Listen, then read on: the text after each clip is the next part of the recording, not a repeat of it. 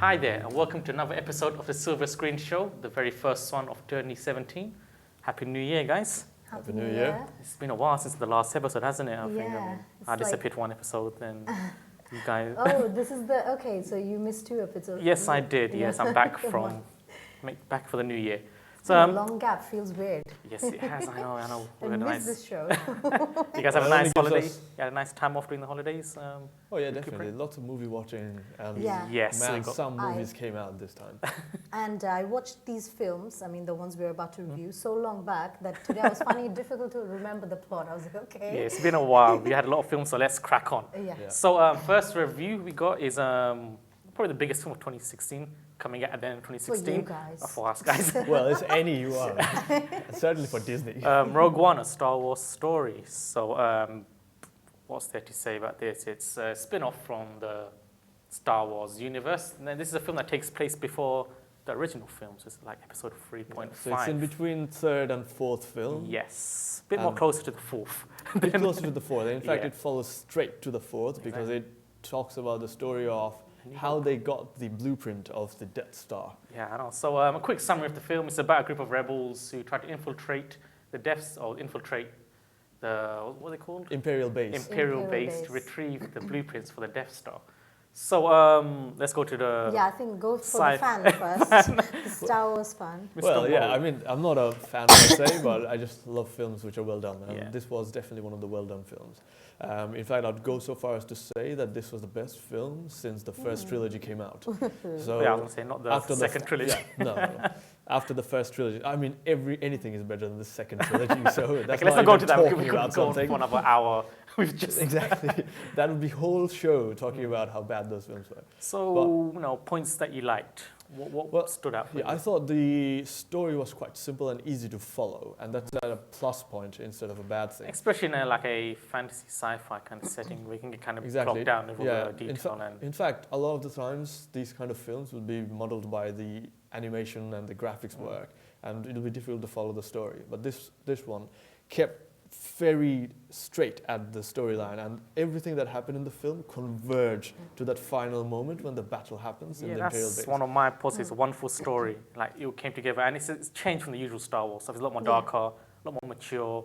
Rather than the usual, A New Hope is all like, we're going to save the world. This is a lot more gritty, and I like that side of it. So first of all, I'd like to mention this film is made exclusively for the Star Wars fans. And unfortunately, I'm not a big fan. I think I'd repeated myself. So did you, quick, did you understand what's happening? Yes, okay. I did understand. I mean, it was good to follow. Yeah. I haven't watched all the previous, the previous series of Star Wars, but I mean, it was, I would say, the story itself was very captivating. So it starts like, you gave a little bit of the synopsis. So it's I love the part played by Jyn Erso, the main actress. Yes, Felicity Jones. Yeah, Felicity Jones. Felicity, So young Jyn Erso is living on I think the casting was actually very well good. on. I mean, K2SO4, the android. I was going to say that. Loved him, like the deadpan humor. It had such a dry deadpan humor, you're right. Donnie Yen as Chirrut, I mean, he's already a fan favorite. The blind monk, right? Actually, Donnie Yen and Riz Ahmed are my favorite parts of the film. Yeah, I mean, everyone was... So I was saying, she's living on a farm with her parents, the emotions attached, like, when she gets captured, she's living on the planet of Lamu, and when trouble comes, she races and then meets Saw Gerrera, played by Forrest Whitaker. Yeah, Forrest Whitaker. Right? I was going to mention Forrest Whitaker because that I think is the weakest part of the film. Small part. Yeah, he kind of disappeared after a while very quickly. And his entire character was so weird. Yeah. He's talking like he's got a chest cough. Yeah, exactly. That side, I will say... then she meets Captain Cassian Andor, and a callous intelligent officer for and where he's accompanied by the Imperial android that you were talking about. Yeah. And I really like that part of K2SO. Exactly. And then there's a new gang this time, including K2SO and then the blind monk. I think what works here is that they're new characters, so it's a fresh start, and they all click very well. And if I could just sum one thing up, I think one thing that's made the film great is that cameo at the end. I'm not going to spoil it for anyone who's not watched it. There are the 2 people who are out there who ain't watched it. But the cameo, I think, Mr. Moore will know. But I mean, on the negative side, I would say Rogue One is meant to be something of a caper film, but absolutely, it's got it's kind of abstract. It could have been more focused towards. I mean, I like the story, but I mean, since I haven't watched the previous ones. I mean, there were parts where I was a bit lost, but I mean, that's probably it's probably understandable. Someone who's not really in touch with law. I mean, any bad things for you? I think bad things would, and I'm not on the majority on this.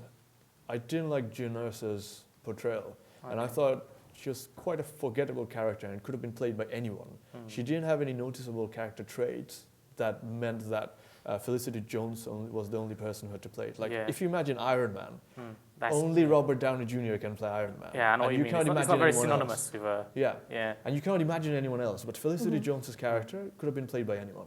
And that's one of the weak points for me. If you go back to the original trilogy, just as a comparison, Harrison Ford's character, you can only imagine Harrison Ford in that character. I think that is one of the points I have, is that as good a character, they're not as charming as the ones from The Force Awakens, you know, Rey, Finn and Poe. They're already lovable instantly after one film, whereas this film, you just don't feel that same warmth to these characters. Yeah, I did feel like this film had the feel of Empire Strikes Back compared to the Seventh A New Hope, because this one was a bit darker, like you mentioned. As well, one thing I really liked about it is that it showed the battle, the war, from the sidelines and the perspective of everyday people who struggle and have the sense of desperation going into the war and what they would do just to win. And even for a small thing as a blueprint, they'd give their life just to recover that. So that was one of the plus sides. Very thoughtful and deep in analysis. So let's wrap this one up. Yeah, three-word review. Okay, I'll go for it. Like I said at the beginning, exclusively for fans. Fair enough. That's my review. Best since the first trilogy.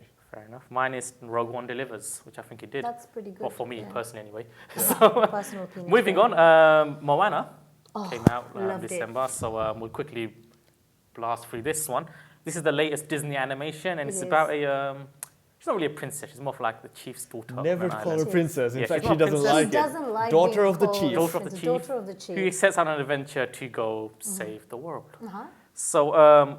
I'll kick this one off. You know what? I think this is the best Disney film of the year. There's a lot of competition. There was The Jungle Book, there was Zootropolis. I think this there was one more in there somewhere else. It's over than the others. There was Storks? I'm not too sure. But I think the competition for animated films was huge this year. And I think Moana really... Finding Nemo as well, didn't we? Finding Nemo, exactly. Finding Dory, sorry. Finding Dory, sorry. So this competition's been good. So for me, I'll just go into the good point straight away. I'll just go for Moana. The storyline was refreshing. It makes a change from the usual princess storyline. The Rock, I'm going to call him The Rock. Johnson. He's The Rock. He's The Rock. The Rock just killed it in his cameo. And I love the ocean theme to the film. It just was... Just loved it. It's so beautiful. I think animation was amazing. And I think the ocean film really... definitely. Worked to its strengths for that film.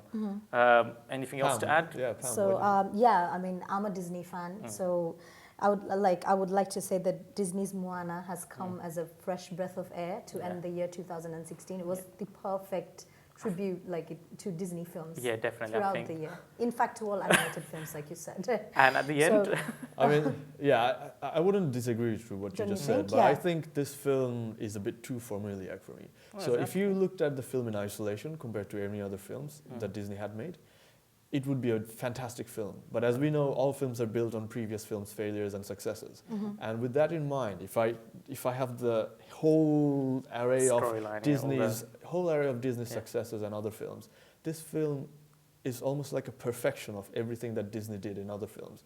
It starts with a character being unsure of herself, then someone guiding her who's a bit crazy. Someone dies. Go follow your dreams or find who you are. The main song. I think it did fall back on that one cliche, which is one part I did put down, is that scene where the inevitable comes back from the dead to give the... Comes back. But I'd like to say that, I mean, it's not like the other typical Disney films like it's not the totally, princess. It's about it's a joyous tale of a beautiful, passionate teenage girl, 16 years old, and she's fallen in love with not a prince. She's fallen in love with the ocean. Exactly. The sea. So I mean, how she conquers. I mean. It's about Maui as well, played by Dwayne Johnson. Rock. The Rock, who's got dancing tattoos on his body. I think he worked great for the film. So it's really nice to see such a refreshing film. A child, and it's a newcomer as well, like we were saying. The voiceover she's done brilliant, don't you think? Yeah, she's not part of. And one last thing before we Hollywood. move on to next, the song I think is really catchy. The Where? You like the song? What's that Yeah, song the theme again? song, man, is way more I catchy love than it. Let It Go. I mean, Yeah, it's just, I think the words were a bit too difficult to pronounce. I was like, what did she say? And So- another thing I liked was, you know, how they portrayed, was it Tafiti? The stone that she had to. yeah, the heart. And the island. It looked like a monster at the beginning, but later. I mean, I don't want to give spoilers, but I mean, it's not in the cinemas anymore. So. Yeah. Yeah, it's But, beautiful. Right, so let's wrap this one up. Where did you start? I'll go ahead. I'll say Disney's new champion. I think this film is Disney's probably new up there as one of the best they've produced. It is. Yeah, I'd say breath of fresh air. And I'd say formulaic perfection, because it follows the formulae to perfection. And although everything is okay, I found a lot of the things like harkening back to whatever Disney did in prior films. And I wish Disney would walk away from this commercial, take its doing and do something a bit different. Disney has got honest, tremendous talent, I don't and think they can they'll do do that. anything they want. Yeah, this End is a of the day. moneymaker. This Exactly. formula, Moneymaker, I can yeah. write an article on this Yeah. formula because it's pretty well documented by now. But I hope they do something different just for the sake of artistic. yeah, that's not maybe the Well, they come exploration. up with different things different concepts, don't they? It's still around the same. I could show you how all the films are very similar. That's a spin-off show for Yes, you. that's another take, The another show. princess, okay. Right, and let's go on to the final review. Passengers. I love this film. I know many of you will disagree, but Yes. but I really liked it. So It's got what, Passengers, 18% in Rotten I Tomatoes or know the something? reviews are so bad. I went. All right, I right. enjoyed it. Oh, you start. Let's hold it back Go here. So Passengers star Chris Sorry. Pratt and Jennifer Lawrence as a couple of adventurers who who are on a way to a new planet. 125 years. Yes, so they're in cryogenic sleep and they awakened far too early, and the story follows how Homes. they survive or what they do. Uh-huh. So Chris Pratt's character wakes up early Yeah. and he's like, what do I do? The only one in the Yes. spaceship. Yeah. Yeah, and then he follows his quest and, And to find he love gets and lured stuff. by. Hey, the don't spoil the film for me. You I know haven't what? It's watched- no longer in the cinemas. Yeah, I oh, think- you have. I haven't seen it, but you can always get the Blu-ray. Oh, okay. So. To be honest, there's more red than green on this one for me. Okay. I'm not Let's going go to for the spoil bad this, but it's not parts. really a spoiler because it What- happens in the first Yeah, it's very act of the predictable. film. Go ahead, yeah. yeah. Basically, he wakes her up. Okay. Yeah. Right, she doesn't randomly wake up like he does. He makes Because he's so lonely, Yeah. he needs Right. a companion. he couldn't wait and anymore, just could looks he? To be at honest, her and yeah, she's so the beautiful. The she trailer gets- kind of makes it look like they both wake up. at the Yeah, same, but the they don't. trailer, you can't tell by He the makes trailer. a decision to wake her up. Exactly. Okay. Essentially, And it killing was her a as tough well in the decision process, yeah. because if someone wakes from hibernation, it's going to take 100 years to reach to the 90 years reach to 90. go. Yeah. When he wakes up, 90 years to go, and then he spends 1 year all by himself with the Right. bartender, Yeah. who plays a very fascinating Martin character. Sheen was great as a Martin bartender. Sheen, You yeah. can never go wrong with Martin Yeah, Sheen, Martin mate. Sheen was amazing. So what I think let this film down is, I mean, the fact that they did that whole ethical dilemma, which I think was great actually, the whole opening act where Chris Pratt's on his own, exploring, and he makes a decision, shall I wake her up? Tough Should decision, I not? yeah. And that was actually really good. And I think Very if the good. film followed through with that, Yeah. and at the end, they kind of redeemed it, it would be okay, but I think they Oh. kind of just eased off a bit, and they kind of went up with she falls in love with him anyway at the end. Yeah, Right. yeah. And I think, that's kind of, Oh, so is she always sulking that? Oh, you no, woke me no. up? No. So she doesn't know at the beginning that Yeah. she's been woken up. Oh, she right. thinks something goes. There's a system Yeah. error. Ah, I see. That's what happened to Chris it. Pratt, right? Understood. And then Sheen, Yeah. who's the bartender, he's not human, by the way. He's a robot. Yeah, I've seen that in the so trailer. he yeah. accidentally blurts it out to Yeah. the Jennifer Lawrence, saying that you've been woken up. That's when she gets really. So, she yeah. falls in love. before spoiling too much, but Yeah. I don't think that's a spoiler because it happens so early in the film. Exactly. It's it not like at happens the end very that you early find in the out. film.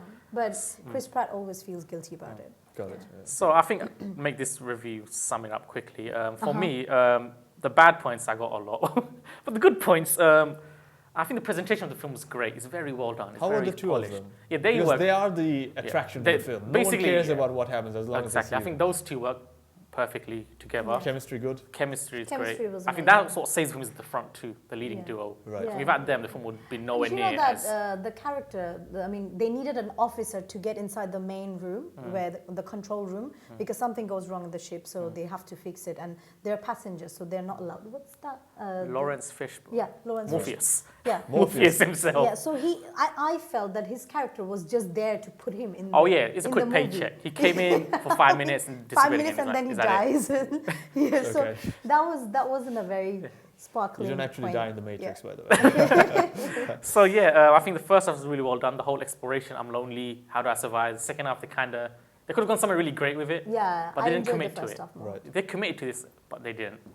So for me, well, I think only us two watched that. I think Mo did. I see. Okay. So my review will be, it was more style over substance. It was very well done, polished, presented really well.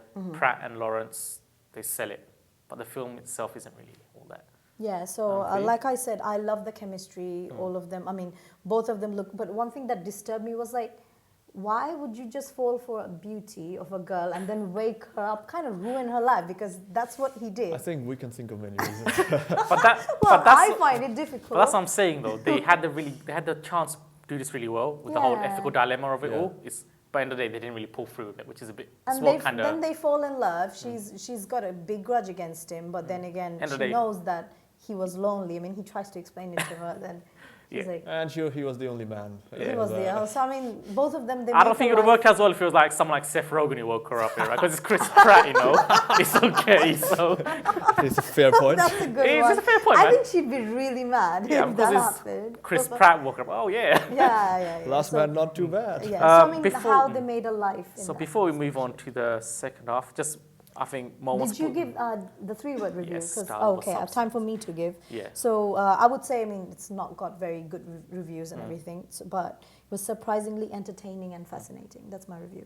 Excellent. So before we move on to the quick review, Mr. Moses, a quick word for La La Land. You have 1 minute. Yeah. Go. In fact, we pushed this into our review because this was such a great film. He was so adamant on this, so... And this is one film that people have to watch. We'll probably go into more detail on it next show. But what actually happens is there's an actress and there's a jazz musician in LA. Back sometime, I can't remember exactly when. Ryan Gosling, right? Ryan Gosling and Emma Stone. Definitely. And they're trying to realize their dreams and how life goes about along in the city of dreams and fallen stars. The film is directed by, who was it directed by?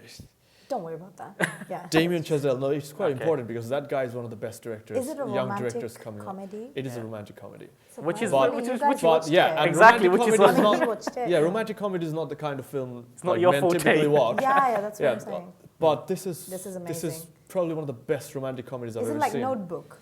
If you it is kind of like Notebook, but if you think of the best romantic comedies like Love Actually or even Notebook, Notebook is this I think is on par or even better than them. Seriously? Yeah, this is one of the best romantic comedies I've ever seen. Look forward to the full review next show. Yeah, but let's I think move we'll put it on our list. Yeah, we'll put on the list for the next one. We can go into detail about how great it is. Absolutely, yeah. So before we finish up, we're just going to quick review of 2016 in 2017. Yeah. But you know what I mean. So I'm going to give a few quick categories and just we can go over the last year and what you like. So first category, your biggest disappointment of 2016. We'll make this quick, one film and why. Let's start with Mo. Biggest disappointment, even though I wasn't expecting too much out of it, is Suicide Squad. Because I know DC is pretty shit with Warner Brothers running whatever they're doing and their thing. I think Suicide Squad could have been an amazing show with fantastic cast, but they were just ruined by terrible editing, terrible planning, and multiple reshoots that completely ruined the tone of the film, which is again very typical of DC.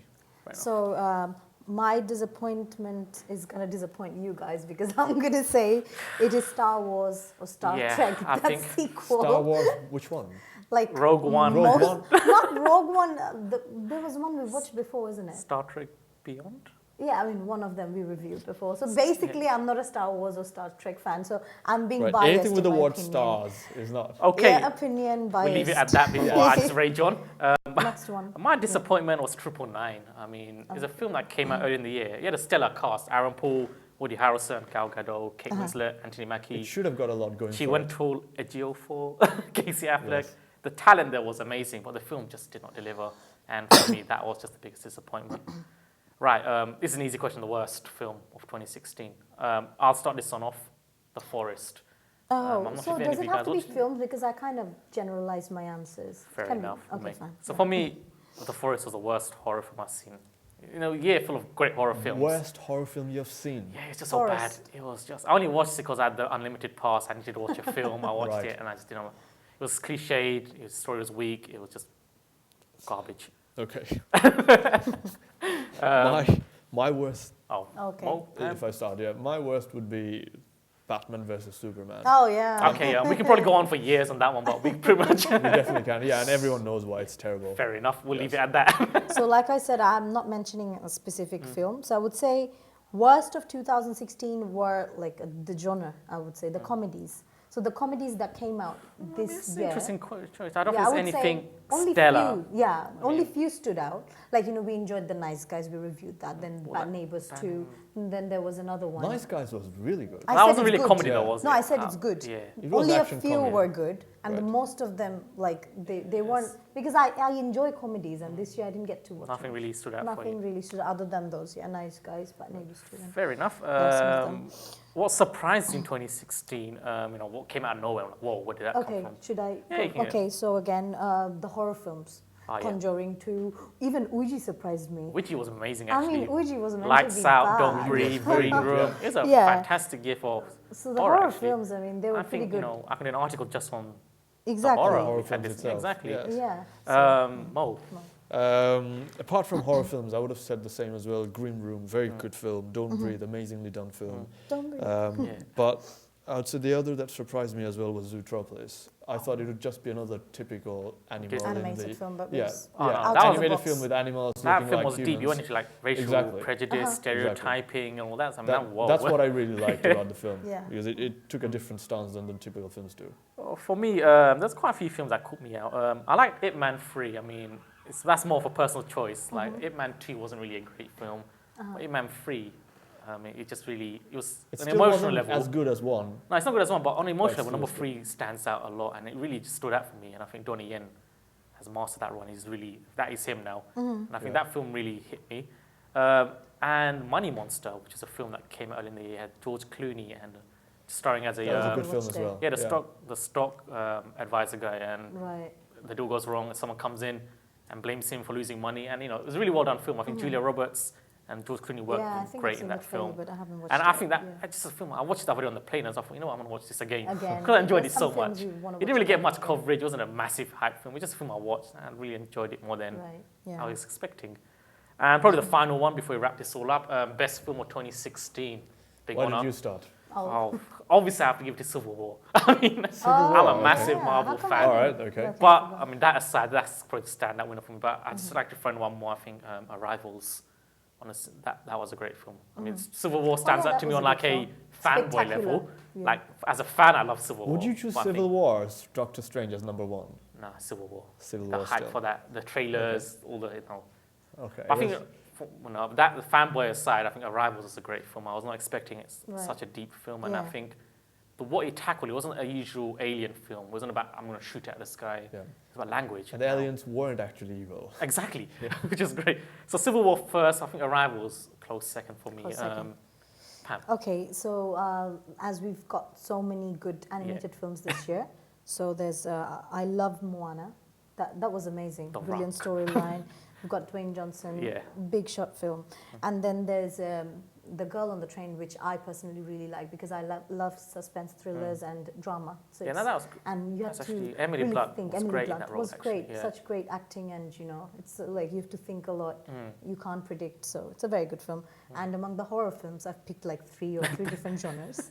Best films, Conjuring 2. I think it was really good. Oh God, you didn't like? Oh yeah, you had absolutely bad reviews, no. I It think, was so. You should like it. It's man, it's Enfield, man, repping Enfield, Green Street. That villain of Conjuring 2, the I evil spirit was so stupid. She gave out her name. The V something, right? Yo, man, we're entitled to our own opinion, man.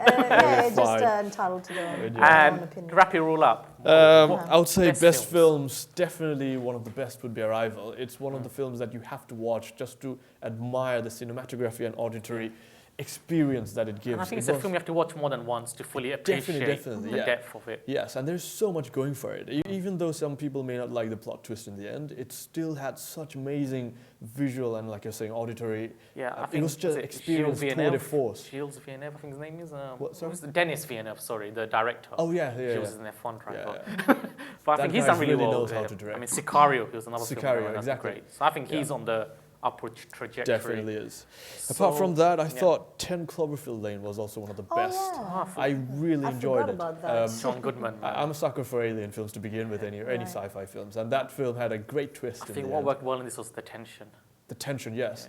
And 3 people in a room. Could have gone really bad. It could have gone anywhere. Could have gone. Yeah, and the actors really pulled through. And I think that it was amazing suspense, like you were saying, suspense thriller. That's the kind of suspense thriller. Especially with the Cloverfield name, we weren't really too sure what to expect. Like, oh, is it going to be just like the first one again? But no, they went in a totally different direction, and I think it really did well. And apart from that, I would also mention La La Land. We didn't talk too much about it, but this next show, don't worry, man. This film will definitely be remembered as one of the best. Coming up. This film will be remembered. I know La La Land has swept the Golden Globes. It's probably going to sweep the Oscars. So look forward to it. This, in fact, already won 6 or 4 Golden Globes. Yeah, I know. He swept. Or nominations. I could be mistaken. I think that came out recently, so I'll have to watch it actually. Yeah, me too. So that wraps up this show. Thanks for joining us, and hopefully we progress well this year. Who knows what holds. So take care. Goodbye. Bye.